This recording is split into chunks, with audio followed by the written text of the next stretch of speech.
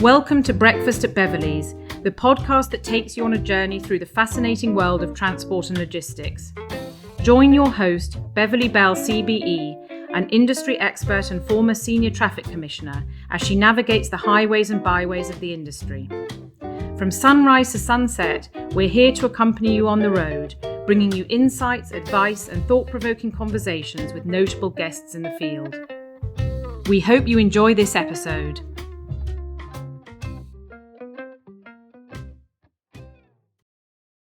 Welcome to Season 2 of Breakfast at Beverley's, and today I'm delighted to be joined by Carolyn Evans. Carolyn is a highly respected transport lawyer who's built an impressive career in the sector.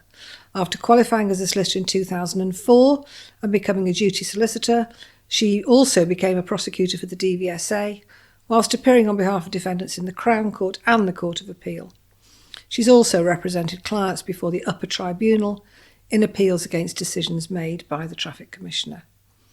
In 2015, Carolyn was appointed as a legal member of the Solicitors' Disciplinary Tribunal, and the following year she founded CE Transport Law, making the best use of her extensive legal experience and expertise. I'm delighted today to welcome Carolyn as a guest.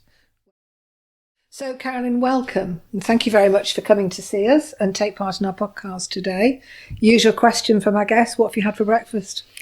I had a croissant this morning and a cup of coffee. Very nice. Typical? Well, it depends. During the week, I'm a bit of a saint, normally. Porridge, coffee, and then at the weekend, I tend to slide down the hill a little bit. No, not slide down. Breakfast, whatever. Not slide down the hill, Jesus. Whatever goes. And you've been for a run this morning? Yes, I have. I did the Couch to 5K last year in July because I suffer with a bad back. Probably because of my height, and it basically cured it within 3 months. Yeah, I was discharged from my physio, and I'm only just about managing to shuffle round. It's nothing impressive, but it was obviously enough to keep my bad back at bay, so I've kept on with it. I'm surprised that running actually makes it better. I said that to the physio. I was surprised that it had that effect, but he said it was obviously to do with muscles in my back that I wasn't using. Probably because I'm bent over a desk all day. Well, absolutely, and I can relate to that. Yeah, I can relate to that. So talking of being bent over desks, in working constantly, you kind of gave us some briefing notes. Yes. And you said that you decided at one stage you would become a solicitor. Why on earth would you want to become a solicitor, Carolyn? Well, it was, I hadn't thought of it when I was at school particularly until I was doing my A-levels, and I had a brilliant and inspiring teacher, Mr. Veets, a history teacher, who said to my mum one parents' evening that I had an analytical brain and would be a good solicitor. But really, after that, I gave no thought to it and picked my university course sitting in my garden with a prospectus. And what did you pick? I did linguistics and philosophy, dual honours, and I realised fairly early on in the course that had been an error of judgment, but I thought I'd better finish it. It's a really interesting combination. You say interesting, that's one word. Well, I think I was interested in philosophy and good at English language. Right, okay. So did you do the whole course? Yeah, I did finish it. But my enthusiasm had waned. And where did you do that? Early on. I did it at Manchester University, which was, and still is, a very good university. It is excellent. Yeah.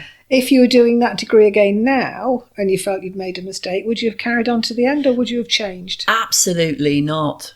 Yeah, I'd have changed. But I think when you're 18, you just want to crack on with it, don't you? I wanted to finish the course and get on with my life. But no, now I'd definitely go back, repeat the year. And would you do law? Well, I think at that time, law wasn't on my radar. So the idea of peeling away from a course that I'd started and doing something else was problematic because I didn't know what else I would have done. It was only when I finished and thought, what am I going to do with this? Got a job in a bank. I was working shifts. It was pretty awful. And I ended up on the phone one night to a university friend who had gone to law college, who had done a law degree. And she said, why don't you do this? You'd love it. It's a brilliant course. And my mum and dad in those days used to watch the 10 o'clock news. They've since got fed up of it. But I remember just walking into the living room and saying, so I've decided I'm going to go to law college. And my dad said, you've only just got a job. You're not going back. Who funded it? Who funded it? Well, it was a combination of a loan. The bank, who had spent quite a lot of time and money training me, agreed to move me from a 40-hour to a 20-hour week. So I then worked 20 hours at the weekend and in the evenings. It was a combination. And my parents, of course, helped me as well. But it did mean I had to live at home for a little bit longer, which didn't last very long. No, I can imagine. Okay. So in your briefing notes, you've talked about your imposter syndrome days. What do you mean by that, Carolyn? Well, I went to law college and, was the first person in my family to do that. My parents are both hard workers, working class people. They're both from huge families with lots of siblings. So I've got a large extended family.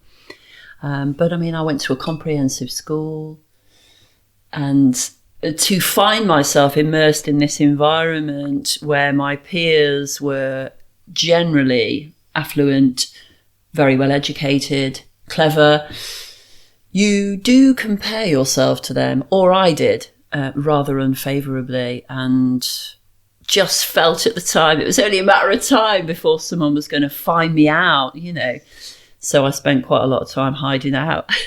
So 2 questions. Did you like those people, and did it put you off law? Well, I realised much later in life that paranoia about other people judging you is actually, you're bad. You are sitting in judgment of them. And when you realise that and you can pivot and change your outlook, it brings all these people into the sphere of your friendship groups and your colleagues. At the time, of course, I hung out with people like me who'd had a comprehensive education that I didn't feel intimidated by. But I was able to change that over time. Did I like them? Some of them. But it didn't put you off the law? It didn't. I think, I don't know whether you agree with this, the fantastic thing about law is it's got such a big sphere. Yes. You can work in the local centre helping people who can't afford to pay for legal advice and very much need it. Or you can go and work in the city and take 3 clean shirts and spend the week there. And so what I loved about it was the choice that it brought in terms of where I would go with it when I finished. And that leads us nicely on to what you describe as your skint years, where you were working in London. Yeah. And you were doing mental health work? That's it. Yeah. Tell us about that. Well, it really appealed to me when I saw this job as a paralegal in London. I was representing people who were detained against their will in hospitals, and that was quite a broad spectrum of people who'd committed significant criminal offences, or people who were detained because they had a significant food issue, anorexia, bulimia, etc., or they had an ism, alcoholism, they had a significant drug issue. But what sort of years would this be? So this was straight out of law college, so 20 years ago. But I was very, very poorly paid, and I would go from hospital to hospital with all my cases on my back, and I'd just run between the hospitals to see clients. I'd come home at night, and I lived in a room in accommodation that a lady owned, and I'd make myself a little omelette. I'd have half one night and half the next. I was just absolutely broke, but determined that if I could get to the other side of it, I knew that something good would come of it. You must have enormous self-discipline to only eat half the omelette. Well, I knew if I didn't, there wouldn't be much on offer the following night. So I think that was the incentive. So yeah, I was broke in those days, but the work was hard. Mental health work, very difficult. The work was hard, but hard in the way that you would expect, in that it was physically hard because you were going from hospital to hospital. Hard. But what I hadn't expected was that the people that you meet, you become embroiled in their lives. And a lot of people with significant mental health problems have fallen out with their families. Their loved ones, one by one, have drifted off because they usually can be very difficult, or at least complex characters. And they have these horrendous, difficult, complex histories. And part of my job was to understand that history. So I'd be reading their medical notes going back 20 years. And it just kept me awake at night. I felt an enormous amount of sympathy. And the remit of what you can achieve as their solicitor is confined to making an application for the release from their section. And so I felt I had to find something else to do. Yes, I mean, I did crime. I did criminal defence work. I didn't do the mental health work like you did. But you do become very affected by the people that you're dealing with and the people you're looking after, don't you? And it can be very mentally challenging. And you can lie awake at night sometimes in a cold sweat thinking, how do I deal with this case? And it's hard work. Although I confess I never did just eat half an omelette. I'd have to eat the whole thing. But there we go. So you then start doing crime and you start prosecuting for DVSA. Is that where you learnt to love a tachograph, Carolyn? Well, I did crime for a couple of years, probably more like 3 or 4 years before I moved to the firm to do the prosecution work. So I wanted to transfer the training contract, sent out some CVs. One landed on a partner's desk who'd just secured a large fraud case, but it was a transport case. So I worked on that for about a year. He just phoned me and said, I've got this case, come over. Transferred the contract, moved to Milton Keynes and finished my training contract there. You make that sound very simple. I'm sure it must have been quite a lot of work to arrange that transfer and to go and do a completely different area of the law that you'd not done before. Well, I think to go from mental health law to transport to doing, criminal law. I mean, I was then going out all times of the night and day. I mean, you'll remember this. The expectation is that you'll go out all night, you'll represent people, usually a number of clients during that period, have a shower, and then you'll be back at court 9 o'clock the next day, ready to try and get them all out on bail.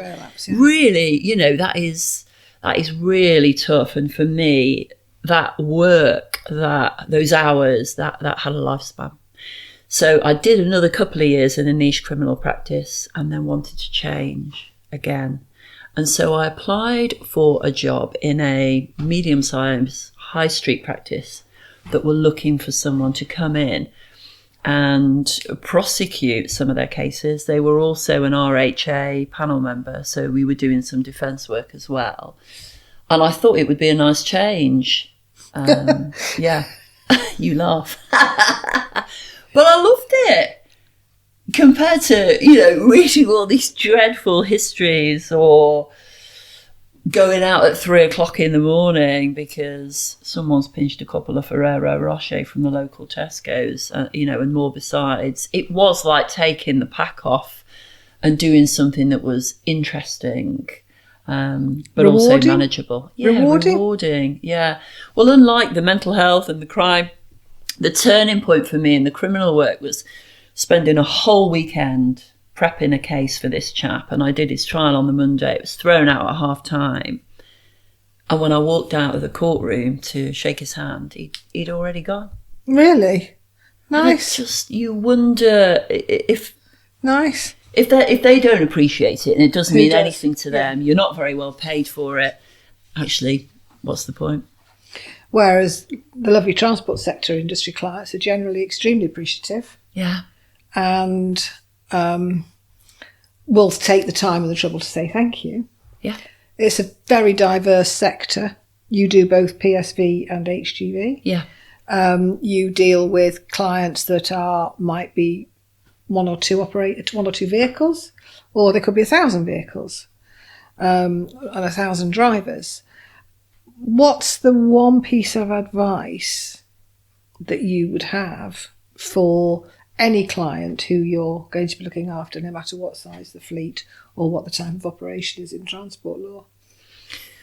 Well, we rarely get the proactive work. So from time to time, we get a client coming in to see us who says, I want to be proactive, and we can review their compliance arrangements, give them some advice about how to improve it. But that is a minuscule portion of what we do. Most people who come to us have found themselves in a tight spot and they need some help rowing out of it. So the advice we give them is that the more time, effort, energy they can spend, and sometimes resource, in preparing their case, the better the outcome. You know, people want you, or expect you, not unreasonably, as their lawyer, to move the needle in terms of an outcome. If they could get the result you're going to achieve by themselves, then they may as well tip up and do it. They Yes. come to you because they have an expectation and a requirement, usually, in terms of an outcome. And most people understand that you're going to give them some advice about how to achieve it. But some people, I think, are surprised, disappointed that most of what you do is limited to advising them. You can handhold, you'll have a number of meetings to make sure that they're meeting those requirements and preparing their case in the right way. But a lot of it still falls on them. They need the resource and they need the time to make it happen. So in terms of advice, it's always make time to prepare adequately, because if you don't, you're not going to get the result that you hope for or need. But the time limits are very demanding, and they're getting even more demanding now for public inquiry preparation. Yeah. And sometimes with court preparation. I mean, obviously if it's a trial, then the courts will take a lot longer. But if it's a quick guilty plea in a magistrate's court to an overloading or something, then it's often dealt with very, very quickly. But that's not necessarily as complex. But for a public inquiry where their licence is on the line, their livelihood's on the line, there's an awful lot to be done in a very short period, isn't there? That's presumably where you and your team come in to say, give us the documents, Yep. and we'll do what we can with them. Yep. It's that providing the documents to you, like it is with our business, Yeah. in a timely manner, not 3 days before the public inquiry hearing. The complication for them is, of course, they come to you, and particularly in small and even medium-sized firms, they have very limited resource. Yes. So they might say to me, I will try to get that done by Wednesday.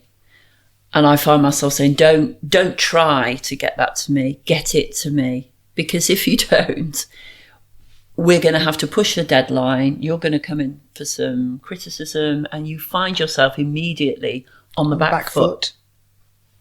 Yeah, which is never a great place to be if you're going to appear before a traffic commissioner as an operator. Do you enjoy the work?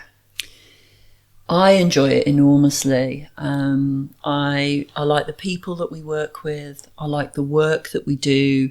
I find it really interesting to go to people's premises and see how they're doing their business, because, of course, it's such a diverse client base. Lots of people need lorries.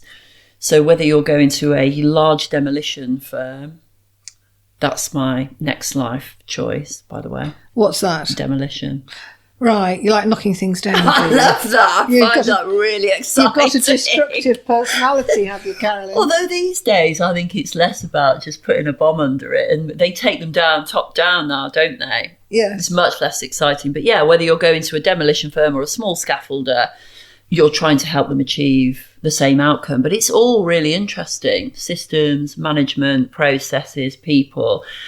And I'm sure you'll agree that you can tell very quickly what the culture is in the business, and how much work is going to be involved in getting them to where they need to be and where most of them want to be. Any institution will have its own culture. Yeah.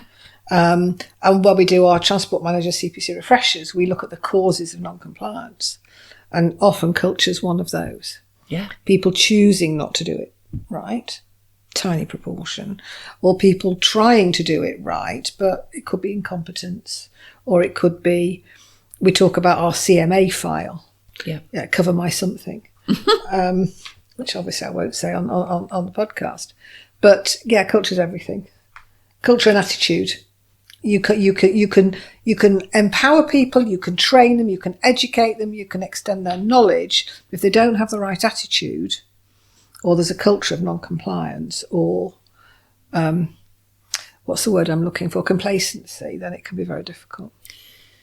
I think part of our job is to try to make them appreciate that there is also a cost of non-compliance. And I don't mean picking up the bill for advisors. What I mean is they find themselves in a race to the bottom, don't they? Because if they don't have good systems and processes, if they don't spend enough money on their vehicles, they can't get the right drivers. And if they don't get the right drivers, they find themselves with compliance headaches.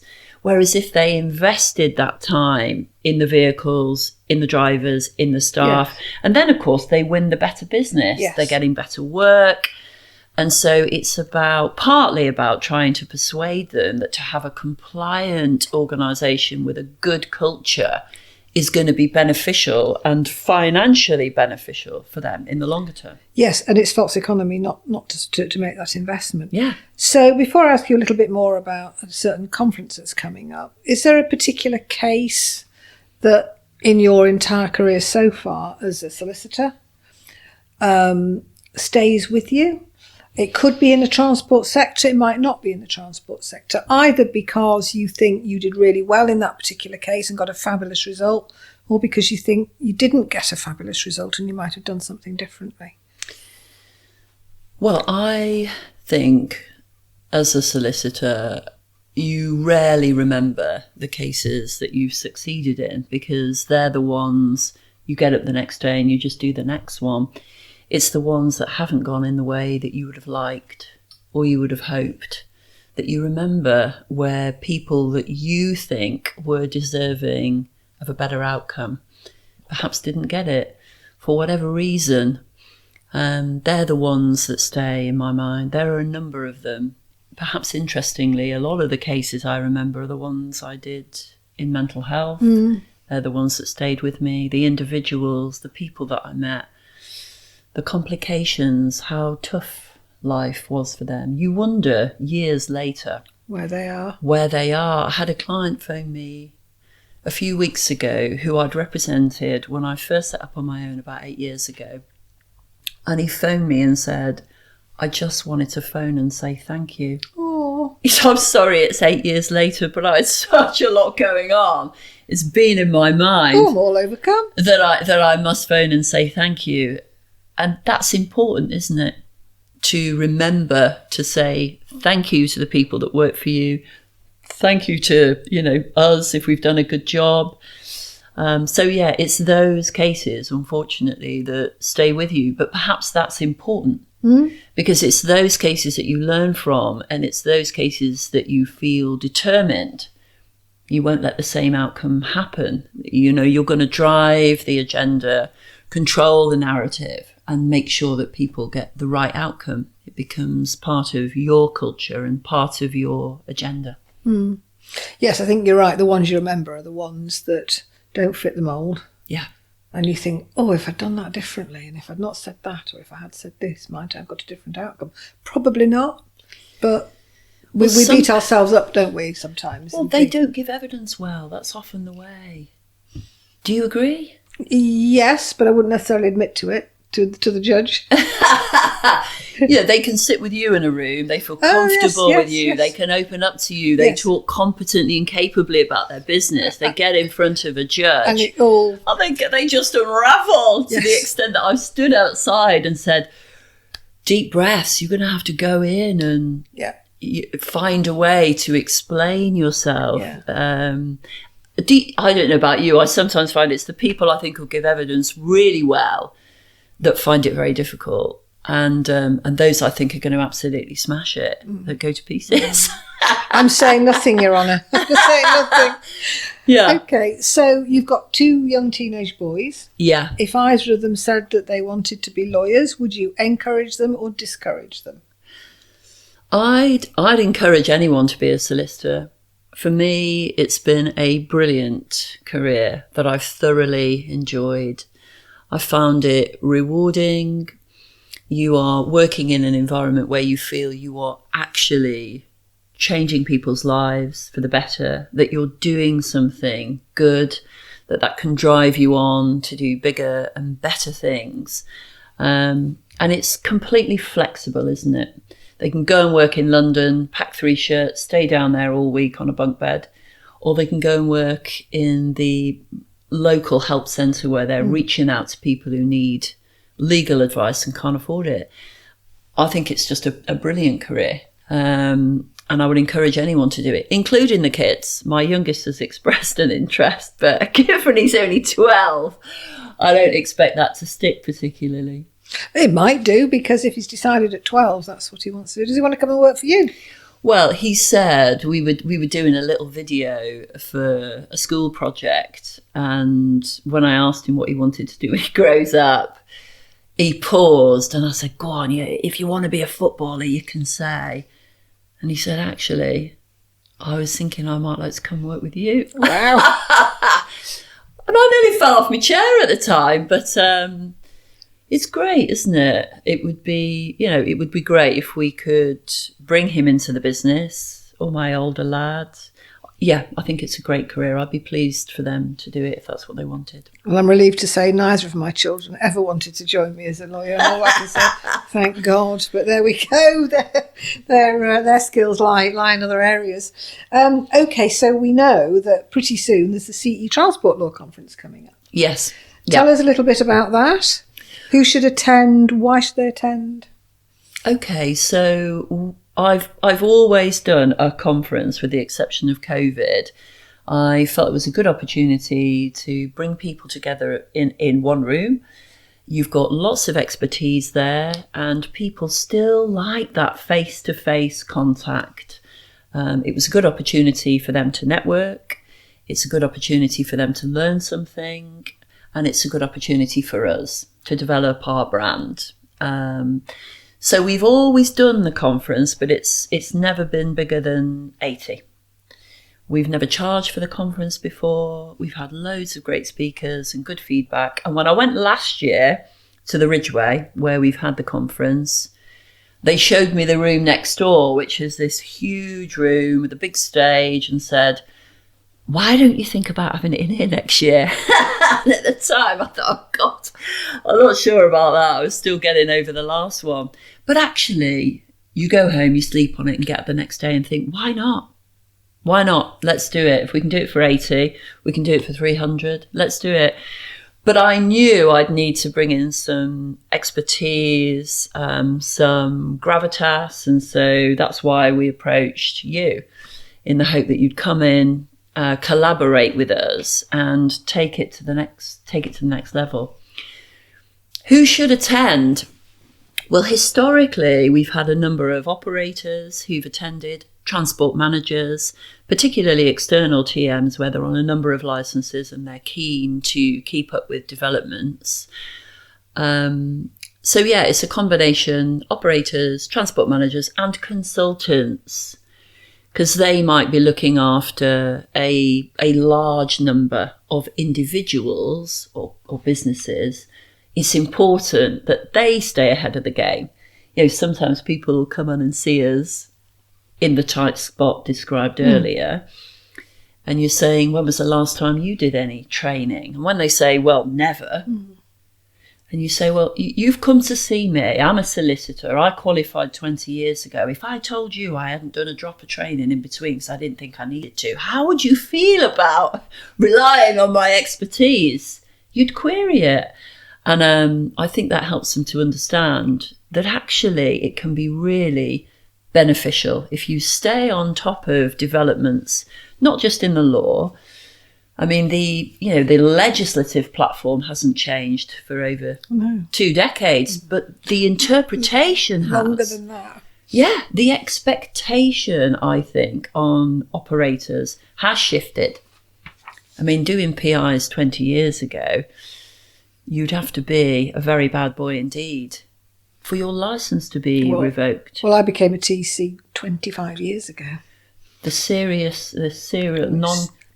seriously non-compliant. That's it. The phrase that I tried to introduce and I think hopefully succeeded in. Yeah, absolutely. But it's a tiny proportion of the sector. Yeah. Let's remember, I think it's important that the sector generally does a fabulous job. Yeah. It's the invisibility of success. They deliver thousands of goods, millions of individual pieces of goods, thousands of people, millions of people every day, quietly getting on with it. And nobody says, oh, well done, chaps. All they do is go to the pages of the trade press and go, what Paul's son's in trouble this week? Yeah. And it's important, I think, to remember that the industry does a fabulous job. So there's 2 parts to your conference, aren't there? You're dealing with the morning part. So tell us a little bit about what's going to happen in the morning. Well, in the morning, we are doing a navigating law panel piece. So there'll be me. I've got Carolyn Hicks from the DVSA coming to talk about developments in the DVSA. And then we've got Inspector Wenham, Rob Eckers. Yeah, lovely, yeah. Coming to talk to delegates about their responsibilities, their rights in relation to a major incident. So we're going to put that together in the morning, perhaps have a panel discussion afterwards. But the afternoon session, which you will be chairing, is more to do with prevention. So bringing training in, bringing consulting in, the benefits of that. And we've got a number of exceptional speakers in the afternoon covering everything from, we've got Mark Cartwright coming in from Highways. We've got a guest speaker dealing with first aid, and we'll weave in and mental health. We'll weave in some mental health stuff as well. Then we've got Pete Rushmer, who has his own large flagship consultancy firm. So we're going to try and bring all of that together. We have Richard Turfitt, who's the Senior Traffic Commissioner, who has given up his time for us for a number of years now, gratefully. He's going to come in at the end and talk to us about regulation and compliance. So, yeah, I'm looking forward to it, and I'm hoping this year it's going to be our biggest and best. I'm sure it will. And we're very much looking forward to taking part, so thank you for asking us. So we've talked a lot about work. We've talked a lot about your sort of looking back. 2 things, really. What do you do to relax if you ever get time, apart from go running? Well, I think if you have a young family and you're working full time, free time is scarce, which is why I built in the little bit of jogging, and that is about making time for yourself. So I try to peel off to the gym or go for a run, make time for friends. I've got a dog, and the highlight of my weekend is definitely getting out, especially on a nice day, and having a good 2-hour walk. Okay, nothing wrong with that.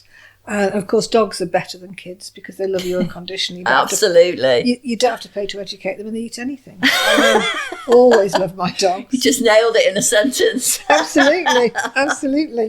And what does the future hold for CE Transport Law?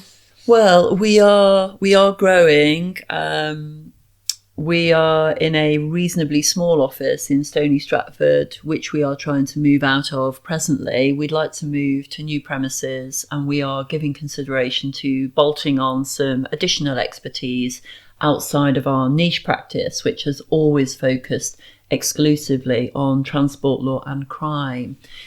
So whereas until now, if it had a truck or a bus in it, it was our bag. We're trying to expand that to have a more commercial reach. And we're hoping to combine that with the move to new premises and the conference, and collaborating with other consultants and firms like yourselves to try and have a greater offering for operators, allowing us to bring in legal advice, consultancy, training, the whole package.